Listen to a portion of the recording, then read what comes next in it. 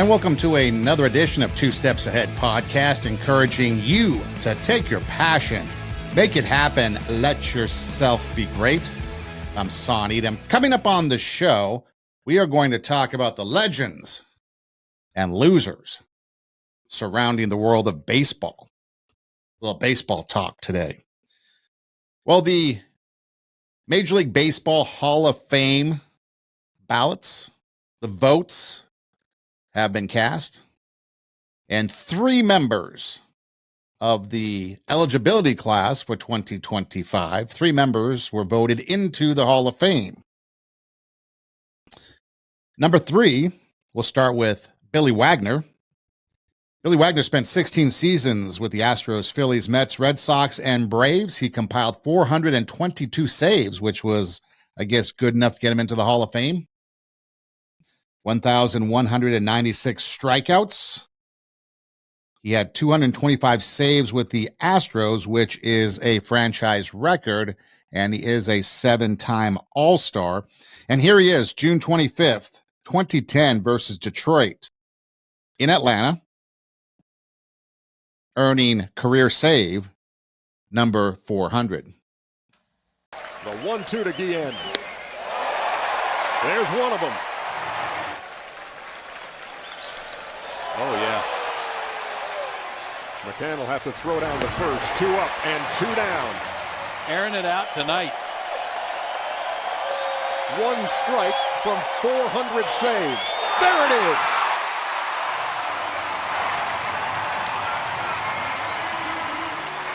Man, did he do it in style.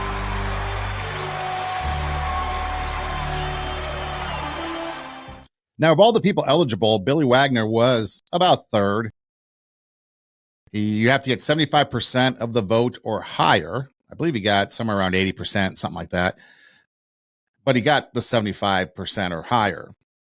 And a lot of people felt that in that Houston Astros phase of his career, where he saved 225 games, which is a franchise record, that right there was the meat that got him into the Hall of Fame. Obviously, 400 saves or higher is a benchmark for consideration.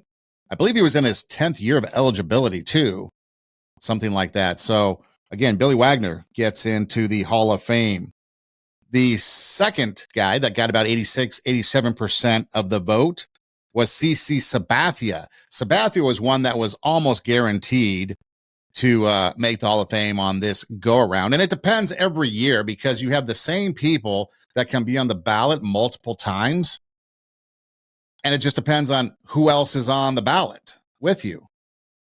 Last year was in 2024, I should say, it was Joe Mauer, Todd Helton. Joe Mauer, first-year ballot, got in. And then you have really nobody else was there as far as in contestant, as far as these players here. Billy Wagner, last year he wasn't a Hall of Famer. This year he is a Hall of Famer. And so it just kind of depends on the year. And so this year was Billy Wagner and CC Sabathia. 251 wins is only one of 15 pitchers that have, and one of 3 southpaws, lefties, one of 15 pitchers with at least 3,000 strikeouts and 250 wins. And here he is, striking out John Ryan Murphy on April 30th, 2019, Chase Field in Arizona, to get strikeout number 3,000. The 1-0 pitch, line foul, and the count will even up at a ball and a strike. You remember everything as well. You don't remember the guy you met yesterday or today's name. Pitches hit foul once again. It was so long ago, my memory's getting fuzzy. Fans trying to record a piece of history. Swing and a miss. He got him. Strikeout number 3,000 for CC Sabathia. He becomes the 17th pitcher in Major League history to pick up 3,000 strikeouts. Well, the announcer said 17. The information I had was 15, but nonetheless, a rare benchmark getting into the Hall of Fame. And that 3,000 strikeout plateau is usually the tipping point, one of those achievements that will get you into the Hall of Fame. John Ryan Murphy used to be a Yankee. Don't know if he was on the team with CC Sabathia, but he was on the Yankees until he was traded to the Twins. The Twins dealing away a bunch of talent in a miserable trade for them. And then in this case, Murphy ends up with Arizona becoming CC Sabathia's 3,000th strikeout victim. And now the number one guy that got in with the most votes, 99.7% of the votes. Now, keep in mind, there's only been one person that was a unanimous pick into Major League Baseball Hall of Fame. That was Mariano Rivera, the all-time saves leader. And he was with the Yankees, obviously. And so he was 100% unanimous. Everyone thought Ichiro Suzuki was going to be a unanimous inductee, be the second. Everyone expected that.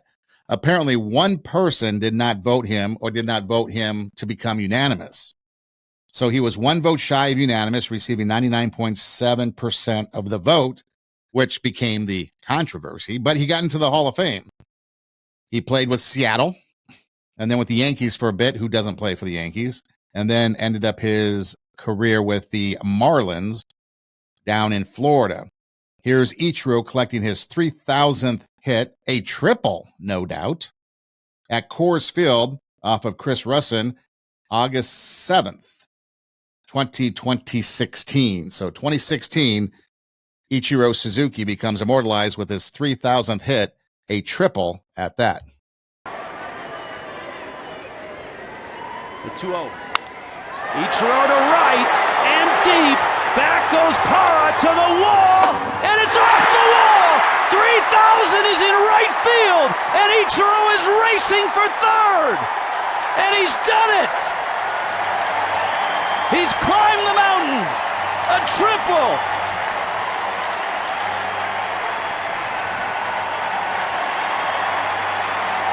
And he has arrived at 3,000. So 3,000 in right field, Ichiro in Cooperstown. Averaged 311 over the course of his American Major League career. He did play in Japan for many years. I believe it was 27 when he came over to the U.S. And started playing in Major League Baseball. 509 steals, 10-time All-Star, Gold Glove winner, and 3 Silver Slugger awards. He's just the second player ever, joining Fred Lynn back in 1975 with the Red Sox, to win both the Rookie of the Year and the MVP the same year in the same league. And again, being the highest vote getter this year, should have been unanimous, but nonetheless, you've got 3 players in the Hall of Fame. And again, Ichiro and CC Sabathia were pretty much guaranteed to make the Hall of Fame. Obviously, Billy Wagner with his 400 plus had that benchmark, but he had been on there for a while, finally gets the nod. Those were the only 3 players voted by the sports writers. On the Veterans Committee, the Classic Era inductee was Dave Parker, played for the Pirates, thus donning the Pirates in honor of the Cobra. He hit 290, 339 home runs in his career, 1,493 RBIs, 10 years with the Pirates, maybe 11. From 73 to 83, you can do the math. Cincinnati, 84 to 87. Oakland, 88, 89, winning a World Series with both the Pirates in 79 and the A's. And then Milwaukee in 1990, California, the Angels in 91, Toronto also in 91, and then he kind of fizzled out. He was the 1978 National League MVP.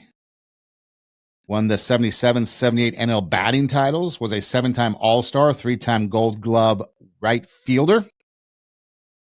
And really, the 1979 All-Star game was his big shining moment. He went 1 for 3 with an RBI, a walk, and he had 2 outfield assists. He threw out Jim Rice at third base, and here he throws out Brian Downing at the plate.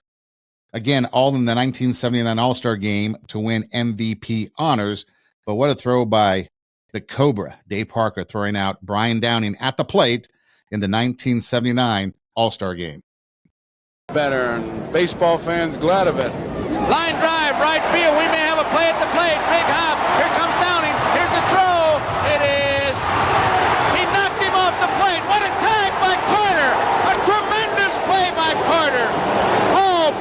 what a play. And what a throw by Dave Parker, who continues to show why some people consider him the greatest player in the game.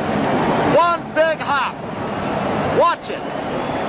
Great play by Carter, as you said, Joe. A strong throw. Downing tries to slide inside, away from the ball. Carter blocks him off. He knocked him right off the plate, never did let him in. How Carter was able to catch that ball. Now he cuts loose with the ball, but now watch Carter knock the runner off the plate. Right there, he pushes him off, almost gets in there. Look at his hand. Tremendous work by our crew. And Carter comes up with the ball, and he had a good ball to handle, Tony. Oh, I'll tell you, all the way on the fly. No hitting a cutoff man in this situation. No slowing the ball down on hitting on the artificial surf or anything else. He threw it all the way on the fly. Dave Parker making the Hall of Fame. And then the final inductee for 2025, a guy by the name of Dick Allen. So that's your class of 2025 Hall of Fame, led by Ichiro Suzuki, Billy Wagner, CC Sabathia, Dave Parker, and Dick Allen. Now, if you fail to receive 5% of the vote, you're off the ballot, no longer eligible for the Hall of Fame. And unfortunately, people like Ian Kinsler, Russell Martin, Brian McCann, Troy Tulowitzki, Adam Jones, Curtis Granderson, Carlos Gonzalez, Ben Zobrist, Fernando Rodney, and Hanley Ramirez will no longer be eligible for the Hall of Fame, making them the Hall of Fame losers, I guess. So the legends, talking about legends and losers, the legends, Ichiro, CC Sabathia, Billy Wagner, Dave Parker, Dick Allen, and the ones that did not make the 5% cut would be our losers. Not that they're losers in the bad sense, the way, but sports is you win, you lose. And that's the perspective we're talking about. One person to keep his dream alive of making the Hall of Fame, which is very, very, very, very, very slim. A personal fan favorite, Torrey Hunter, received 5.1% of the vote. So he keeps his Hall of Fame hopes alive. Now, how does this compare to maybe some other people that have made the Hall of Fame? Okay. As far as voting, going back to Ichiro. So Ichiro, 99.7%, nearly unanimous, one vote. Mariano Rivera, unanimous. You only need 75% to make the Hall, okay? But let's compare it with some other people. Cy Young. You know, the Cy Young Award was named after a guy named Cy Young. He got into the Hall of Fame with 75% of the vote. Hank Aaron, at one time, the all-time home run hitter, and some might still consider him being the all-time home run hitter due to the scandalous Balco and Barry Bonds, but he received 98%. How do you not get 100% if you're Hank Aaron, the all-time home run leader? Willie Mays, obviously he's got to be 100%, right? No, 94%. In 1936, which was the first Hall of Fame class, Ty Cobb, 98%, longtime Detroit Tiger. Walter Johnson, 83%. Christy Matheson, 90%. What about Babe Ruth, right? Babe Ruth, synonymous with baseball, 95%. Honus Wagner, one of the most expensive, if not still the expensive, baseball card ever, 95%. So you can see not everybody, for some reason or another, is going to vote somebody 100%. And why did Mariano Rivera get it? I don't know. Ichiro missed it by one vote. Will there ever be another one? To be determined. Now, when it comes to the Hall of Fame, it's in Cooperstown, New York. Have you ever been? I have not. One day I may get there. But a lot of people, how did it get to Cooperstown? Why Cooperstown? There's no team there. Yankees and the Mets, you know, they're down in Manhattan, or I guess you call them the Bronx, right? Bronx Bombers. But, they're down there in New York City. Nobody else is really in the area.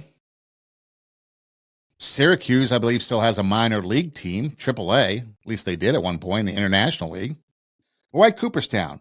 Well, a lot of people credited Abner D. Doubleday as the inventor of American baseball, and he was from Cooperstown. Doubleday's involvement in baseball has been debunked, and really no influence on the game of baseball. But back in the 1930s, people thought Abner D. Doubleday invented American baseball. So when they selected a city for the Hall of Fame, they thought, why not Cooperstown?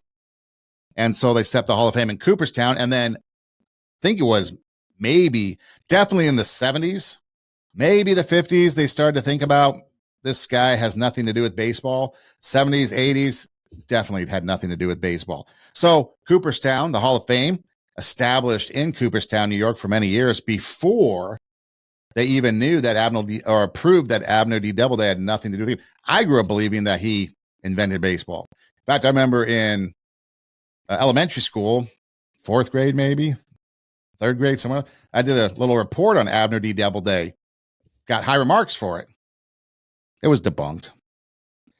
Alexander Cartwright is the one American considered to have the most influence on the American game of baseball. Now, there's been comparisons to baseball coming from cricket, this game of rounders, which is, I guess, a British game, and all this other stuff. So a lot of influences and a lot of theories on how American baseball came about, but no one really knows how American baseball came about. So we don't really know. The one thing about the Hall of Fame, too, that also bugs me is how does somebody get in with certain credentials and somebody just as deserving with similar credentials don't get in? What do I mean? Let's take a look at the Detroit Tigers. Alan Trammell, Lou Whitaker. If you remember when they played, second base, shortstop, longtime middle infielders for the Tigers, synonymous with Detroit. They were there in 1984 when they won the World Series over the Padres. Jack Morris, pitcher. Jack Morris got into the Hall of Fame eventually, but Alan Trammell was voted into the Hall of Fame class of 2018. However, his teammate and double play partner, Lou Whitaker, not even a glimmer of hope getting into the Hall of Fame. He was one of those 5 and under one-time ballot, you're done type of thing. Maybe it's time for the classic era committee to take a look at Lou Whitaker being in the Hall of Fame. Because let's take a look at the stats, okay? Because everything with the Hall of Fame, it's really stat-based when you think about it. There's benchmarks. 3,000 strikeouts, you're in. 3,000 hits, you're in. 500 home runs, you're in. A batting average of, well, now it's probably changed because 300 used to be the benchmark, but if it's a little higher, maybe 320, 330, obviously you're in. That's even feasible these days. 400 plus saves, you're in. So there's a lot of automatic kind of criteria that once you reach these benchmarks, you're going to probably get in. But you take a look at Alan Trammell versus Lou Whitaker. Alan Trammell, Hall of Famer. But did anything really stand out reaching those benchmarks? Not really. I mean, he played 20 years. Whitaker played 19. Alan Trammell had 1,231 runs scored compared to Lou Whitaker's 1,386. So Lou Whitaker had more runs scored than Trammell. This is not a knock on Alan Trammell, by the way. He should be in the Hall of Fame. Lou Whitaker should be in the Hall of Fame. What about hits? Well, Lou Whitaker had 4 more hits in his career than Alan Trammell. 2,369 to 2,365. What about doubles? Alan Trammell, 412. Lou Whitaker, 420. What about triples? Alan Trammell, 55. Lou Whitaker, 65. What about home runs? Alan Trammell, 185. Whitaker, 244. RBIs. Trammell, 1,003. Whitaker, 1,084. Batting average. Trammell, 285.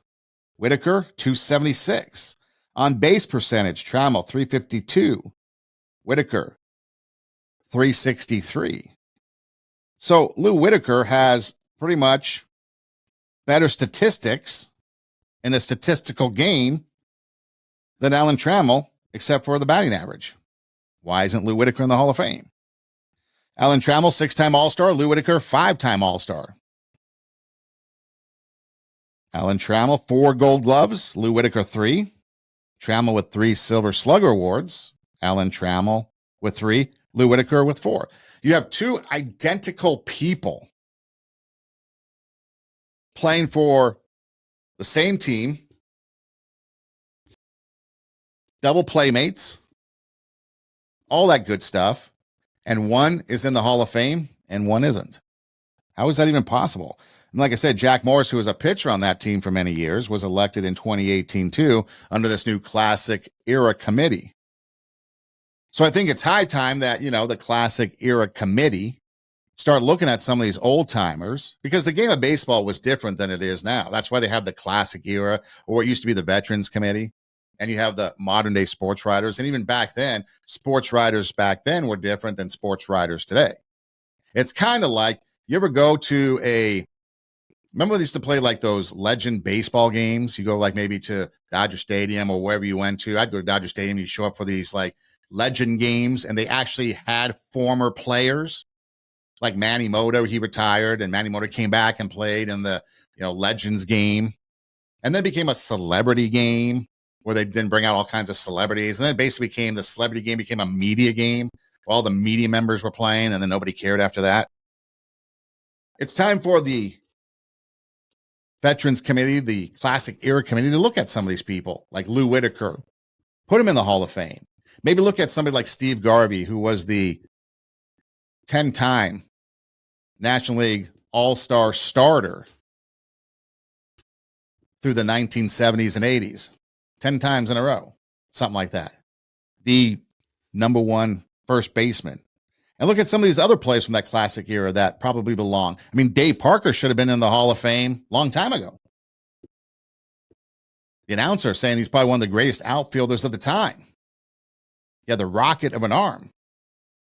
Won a couple World Series. So how is it that some of these players that have played in the Classic Era, basically paving the way for modern day baseball players to get their big contracts, paving the way for them to have the finest of stadiums? That's the other thing too. Have you ever seen games from Three Rivers Stadium, Riverfront Stadium, the Astrodome, those huge cookie cutter type Grand Canyons of stadiums? Whole lot different than these small, intimate, fan-specific stadiums, fan-centric stadiums. I mean, I still have a hard time with the Twins. My favorite team. They were in the Metrodome, which they had a lot of. Just go back to the 1991 World Series. Talk about home field advantage.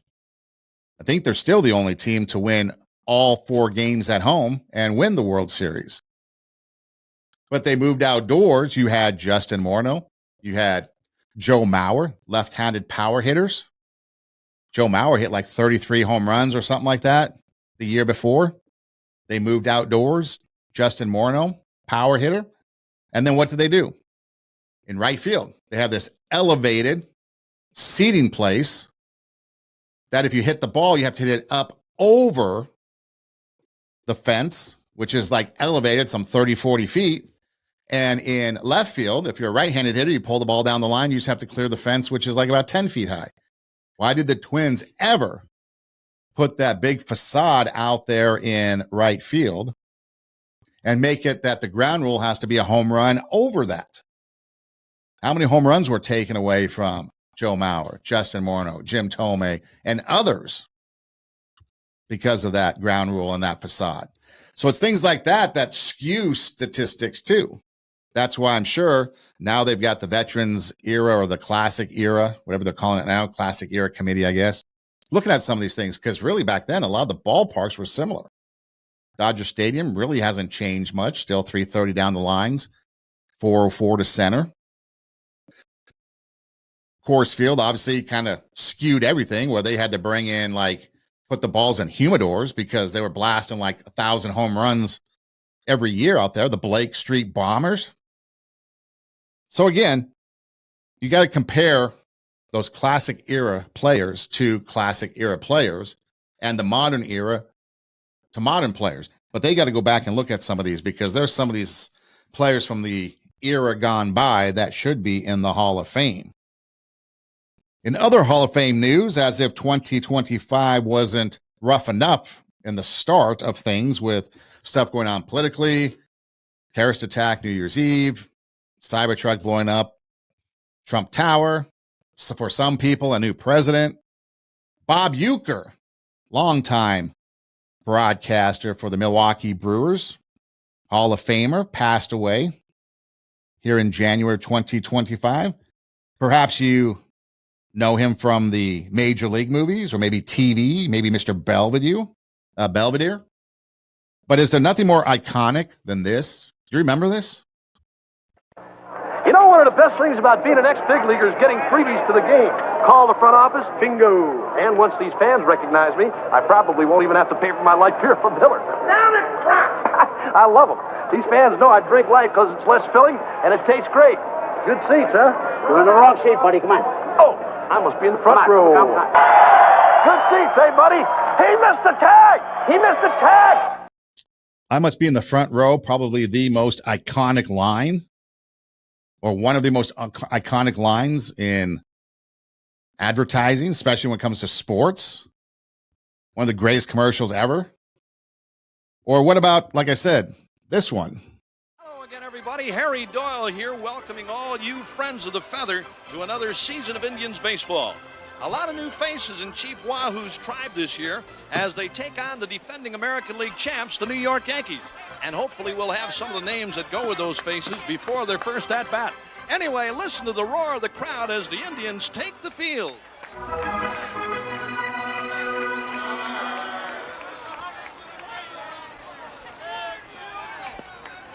Yes, sir, they love this club here in Cleveland. On into the windup in his first offering. Just a bit outside. He tried the corner and missed.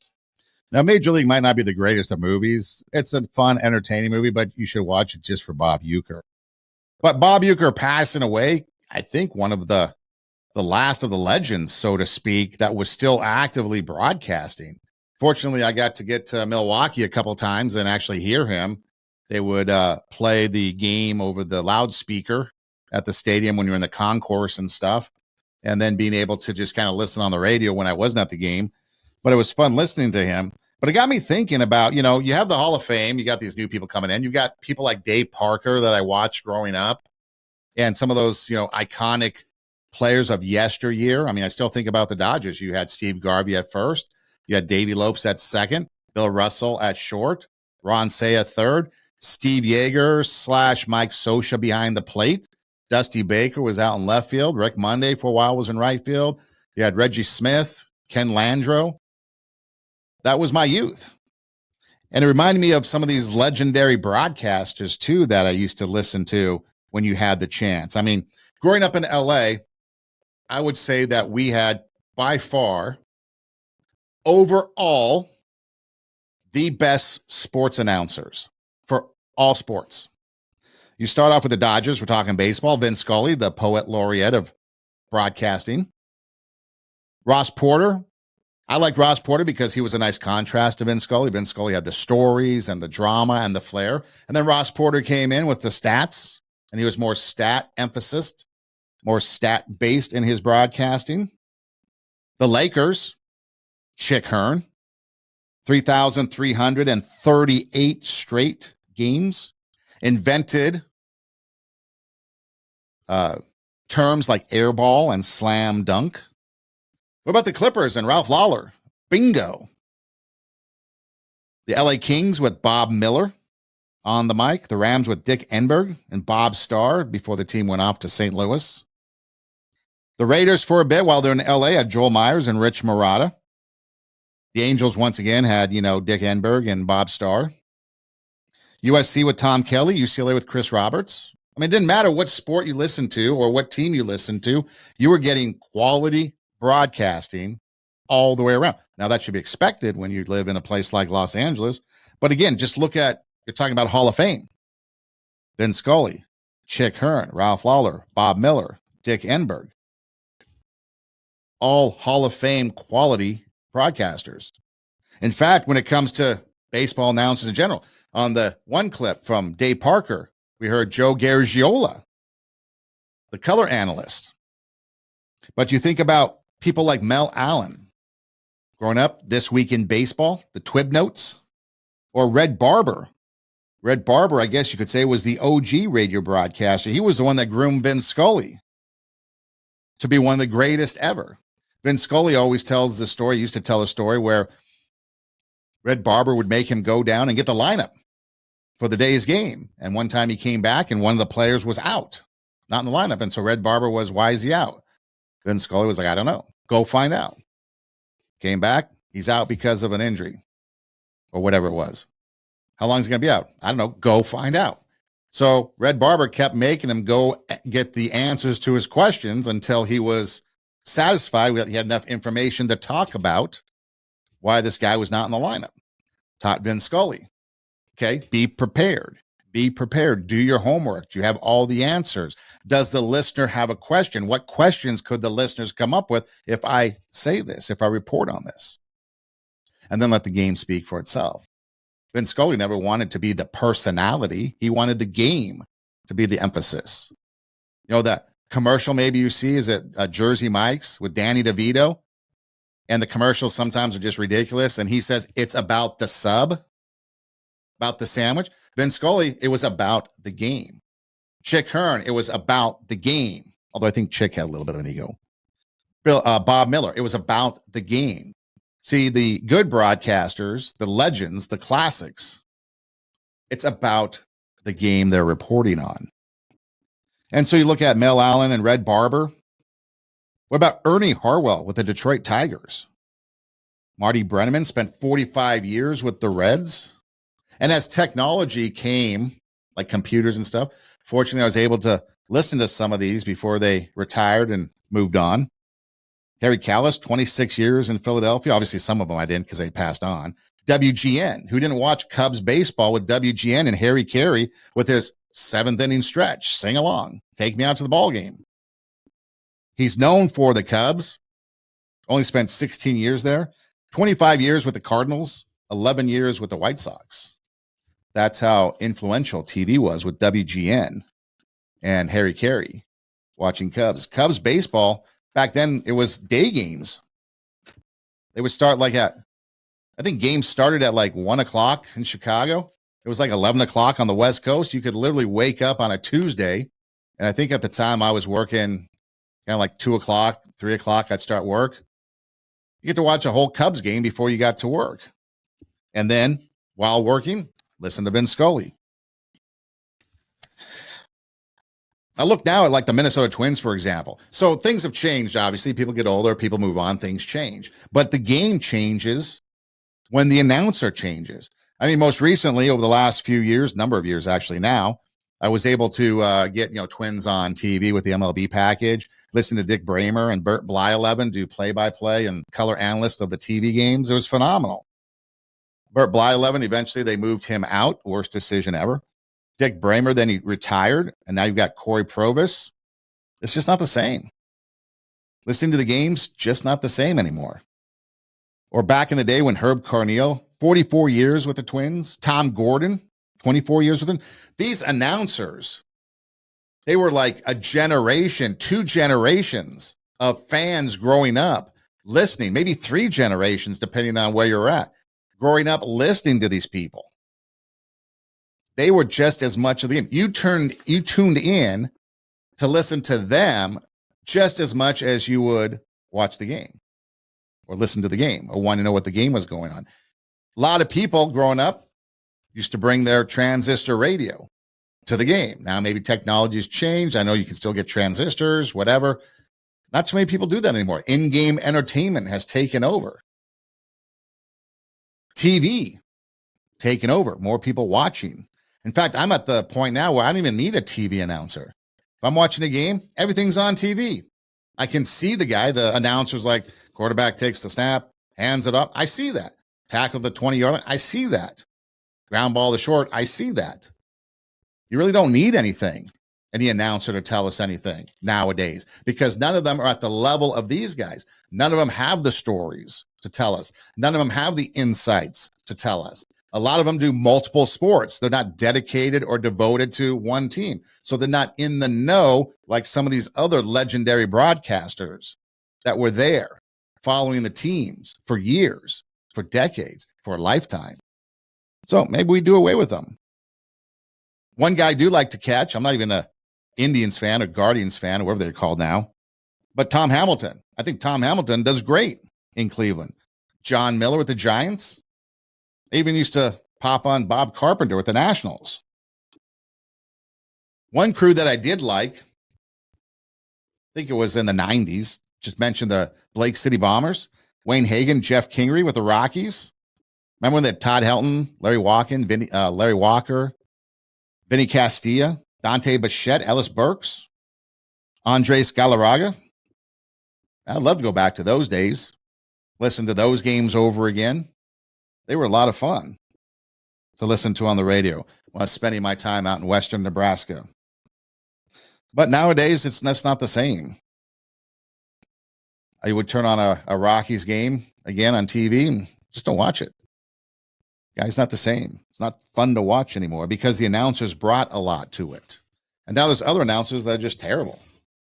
Why they're there, I don't know. The Rose Bowl game. Keith Jackson. You ever grew up listening to Keith Jackson, the voice of college football, 40 years at ABC Sports? He was the one that coined the phrase, the granddaddy of them all. The Rose Bowl is the granddaddy of them all. Or Michigan, the big house. See, that's when you know you reach legendary status, when you actually coin a term and it sticks and it's legit. What about Howard Cosell on Monday Night Football? Boxing, big Muhammad Ali fan. Like I mentioned, Joe Garagiola, NBC Game of the Week. That was one thing that you used to look forward to. No, don't get me wrong. I love technology and the way we are today because we get to watch pretty much all the games. But back then, growing up, NBC Game of the Week, you really just got one game if you want to see somebody outside of your home market. There was the games were blacked out. When you were at home, like when the Dodgers were playing at Dodger Stadium, there was no TV. They were blacked out because they wanted you to go to the game. You could listen on the radio. When they went on the road to Houston, to Cincinnati, to San Francisco, to San Diego, then you could watch them. So you only saw about half the games on TV growing up. The rest you had to listen to on the radio or go to the game. Now we get to pretty much see them all, unless they get blacked out, depending on what service you have. Even Jack Buck, Al Michaels were actually some of those iconic national people. Now a lot of nepotism. We talked about Harry Carey, and then there was Chip Carey. Was that the son? And then there's like even a grandson. And they were all with Atlanta, the Braves at one point, I think. Well, not the dad, not Harry Carey, but the other two, I think. But just not the same. One guy I used to like to listen to on Monday Night Football back in the 90s was Howard David. I thought he was one of the best football play-by-play guys around. He did, I think, Monday Night Football for Westwood One. Joel Myers used to do Sunday Night Football. I think one guy that's fun to watch now is Gus Johnson on Fox Sports. His football games, he makes it as if it should be must-watch TV. Joel Klatt's a little boring. But again, the announcers at one point made the game. And now it's like sometimes they take away from it. I don't need to see Kirk Herbstreit's dog. I really don't. Or some of the other things that are going on. Watching the games recently, because I like to sometimes listen with professional ears, as they say, professional eyes. Not just listen for listen, but listen constructively. Sometimes the sideline reporters, and they're necessary because you got reports, injuries, talk to the coaches, those type of things as a person consuming the game, watching it, important. A lot of times they're just saying a lot of nothing. Just want the camera time. So again, I think we should revolutionize and make it so that, you know what? We don't need TV announcers. Maybe just every once in a while, someone pop in with talking to the coach, an update, whatever. That's all we need. The other thing that's kind of changing the game, so not only do you have the game itself being changed, remember the other thing too, like think about some of these things, okay? Saves. Okay, Billy Wagner, 400 saves. Mariano Rivera, 600 saves. Okay, the rule for saves has changed over the years. Bruce Sutter, for example. Bruce Smith. Goose Gossage with the Yankees, okay? You used to have to come in and pitch the 7th, 8th, and 9th, pretty much, something like that, to get a save. You had to put in your time. That's why usually it was a starter, went 6 innings. Your closer went 3. Maybe you had a couple of relievers in there just in case your starter can go very, very long. Then it became, well, they don't have to go 3 innings, less. Now you can come in, throw a pitch. Now you can come in, not even throw a pitch in certain situations and earn a save. So that's how you can rack up over 600 saves, because you're not pitching 3 innings like Goose Gossage, Bruce Sutter, when he was with the Cardinals. Lee Smith, not Bruce Smith, Lee Smith, when he was with like the Cubs. People like that. You can throw 3 innings, get a save. Now it's sometimes 1 pitch and you get a save. So see, the game has changed. Therefore, statistically speaking, you've got to look at things such you have the classic era of sportscasting. Things have changed. Money has changed. The Dodgers spending billions of dollars on the roster. So much for that MoneyBall approach. You ever watch the movie MoneyBall when the Oakland A's won 20-some games in a row because they had a low payroll? Ended up losing to the Twins in the playoffs back, what was that, 2002, something like that? And then it was like, how can we win by saving money? And then everybody's talking about the 2004 Red Sox. They were using MoneyBall to win their first ever World Series. Well, they had one of the highest payrolls at the time. Now the Dodgers are approaching they're over the $1 billion mark. So they've got Mookie Betts, 12 years, $365 million. This new kid from Japan, Yamamoto, 12 years, $325 million. Ohtani, $700 million, but I guess 87% of it's deferred till after the 2033 season when his contract's up. Freddie Freeman, $162 million. Will Smith, $140 million over 10 years. Freeman was 6 years. Blake Snell, they just signed, I think, for 5 years, $140 million. So nearly $1 billion in contract to players. They're going to spend $325 million in luxury tax in 2025. So how does that break down?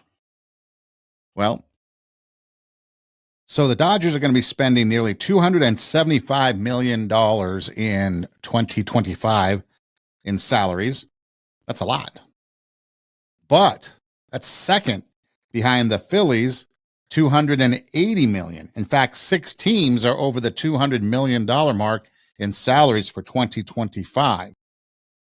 So the Phillies, the Dodgers, the Yankees at $273, the Mets $260 million, the Astros $211, the Rangers $206, and then it goes from there.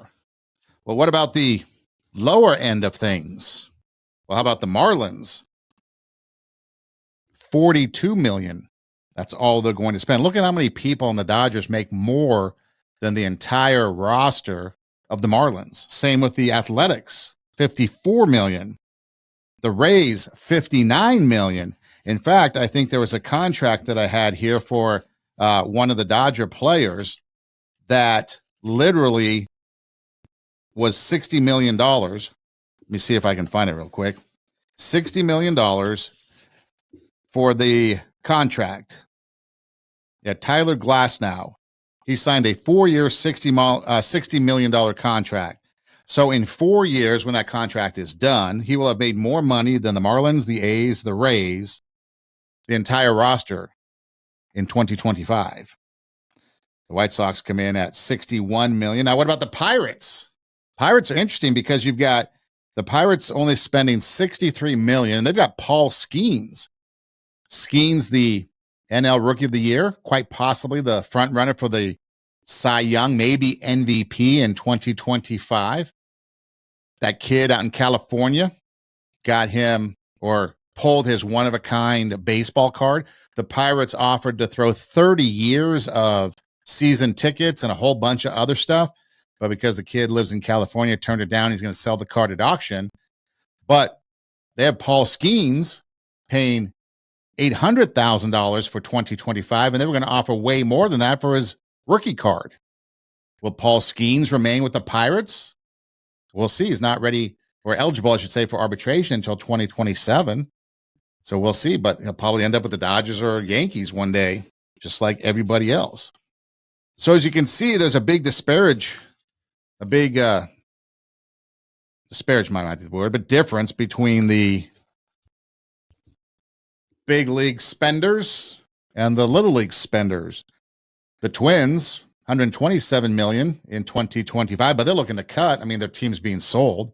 The Twins, they were owned by, the Pohlad family, one kind of family, whereas the Dodgers by the Guggenheim baseball conglomerate, billions and billions of dollars at their disposal.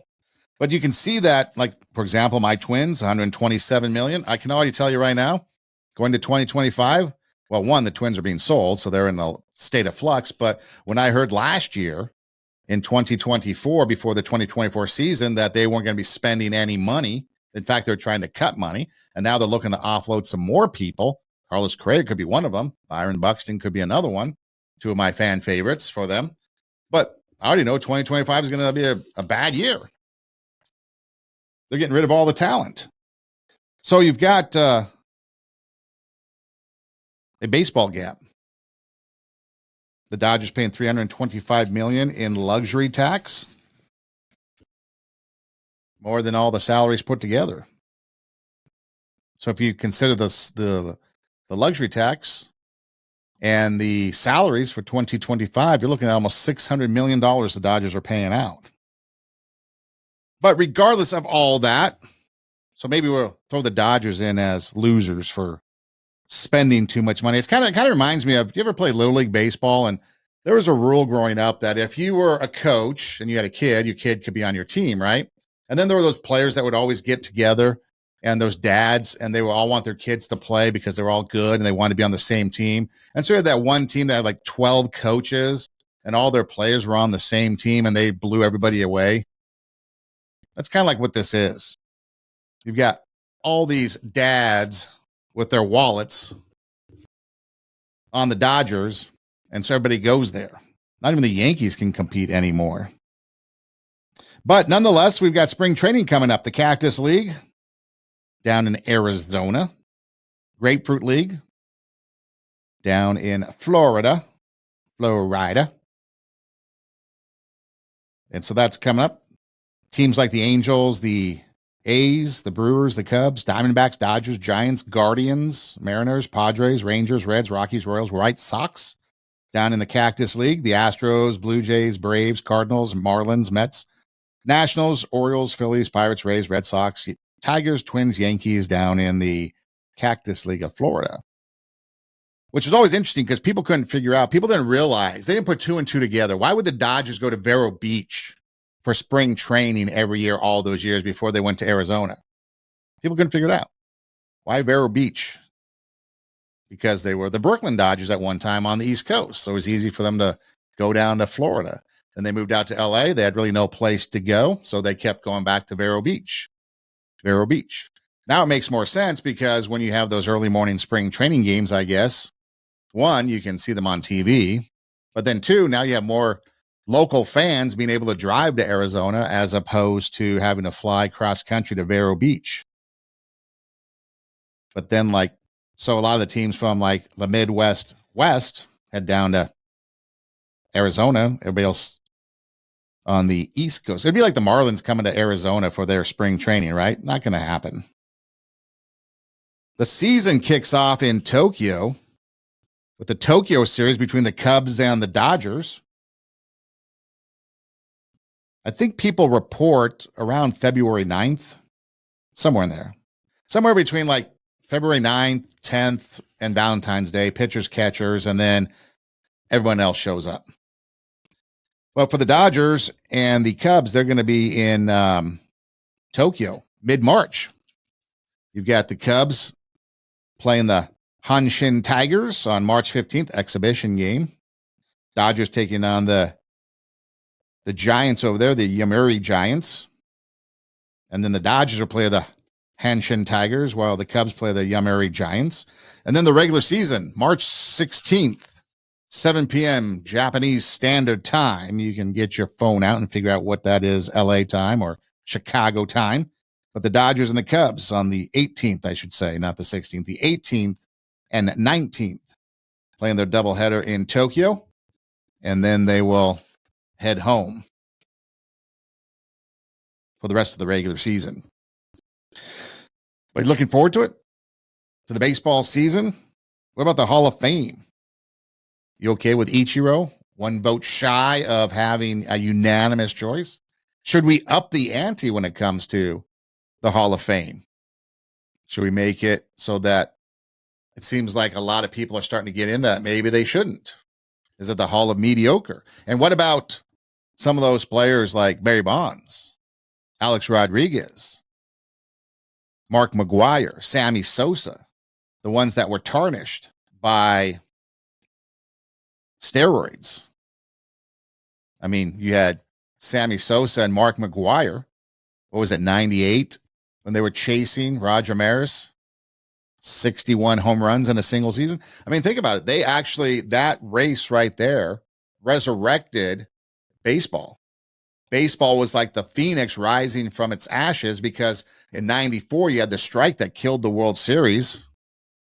Somewhere in there, right? You had that strike that killed the World Series. And then baseball kind of sputtered around for the next couple of years. And then all of a sudden, Big Mac, Sammy Sosa, back and forth, going for the home run record. Who was going to end up with it? I mean, I went to Coors Field because Sammy Sosa was coming to Coors Field, and when he would come up, everybody would run out to the outfield, because Coors Field at the time was unique from places like Dodger Stadium growing up, where if you were in the grandstand, you couldn't get to the outfield because the seats in the outfield were by themselves. Coors Field was the first stadium I went to that you could walk all the way around the entire stadium. So we all run to the outfield hoping that he'd hit a home run. And I remember I was there with a friend of mine watching the game. Sammy Sosa's on deck, 2 outs in the 9th inning. I'm like, dude, if he gets up, he's going to hit a home run. Well, the guy before him got out. The next day, his first at bat, he bounced it off the scoreboard. We missed out on a chance of getting a Sammy Sosa ball. I mean, it was crazy out there. But just watching it, people would watch baseball. People that I didn't even know liked baseball, watching baseball, talking about it. Are they going to break the record? Who's playing tonight? Where can we watch it? It's fascinating. So do you make an exception for something like that? Maybe not Hall of Fame, but as far as individuals, but maybe as an accomplishment to resurrect baseball after the debacle of the strikes and stuff? Or what about players that, like Lou Whitaker, have better numbers than a teammate that made the Hall of Fame? A longtime member of the Detroit Tigers. Why isn't he there? Why didn't he get any type of look for the Hall of Fame? I don't know. I guess those are unanswered questions that are going to be moving forward until the Classic Era Committee puts them in the Hall of Fame. This is Two Steps Ahead podcast, encouraging you to take your passion, make it happen, let yourself be great. Hey, check out our website, radiowarp.com. That's radio, W-A-R-P, radiowarp.com. You can click on when you go to the page, you can click on the Two Steps Ahead podcast logo, and all the shows will pop up there in video form. You can scroll through and watch different episodes. You can also, there's an orange banner, SoundCloud, that goes across the center of our page. That you click that link, it takes you to our SoundCloud, which is our audio version. You can actually download and take them with you on the go. You can also listen anywhere you listen to podcasts: Spotify, Pandora, iHeartMedia Podcast, Apple Podcasts. You can watch shows on YouTube, Rumble. You can just do an internet search of TWO, Two Steps Ahead Podcast. We pop up all over social media, Instagram, TikTok, at least for the next 75 days or so, Facebook, Lemonade. I mean, all of them. I mean, we're everywhere. Fan base, whatever. We're everywhere. Or, like I said, just do an internet search of Two Steps Ahead Podcast with that TWO, Two Steps Ahead Podcast. We pop up. Or, hey, Siri, hey, Google, hey, Alexa, play TWO, Two Steps Ahead Podcast, and our show will play for you. So we're pretty easy to find. Did I mention Instagram? We're on there too. What about our email address? twostepsaheadpodcast@gmail.com. That's twostepsaheadpodcast@gmail.com. And like I said, you can always email me no matter what the situation. Email me. Let me know how you're doing. If you need help, if I can't help you, I'll find somebody that can help you. You don't have to go it alone. Or if you just want to reach out and say hi, email, direct message, slide into my DMs, whatever it is that makes it easy for you. Reach out and know you're never alone. Again, 2 Steps Ahead podcast. I'm Son Edom. Hey, thanks for listening. Do tell a friend.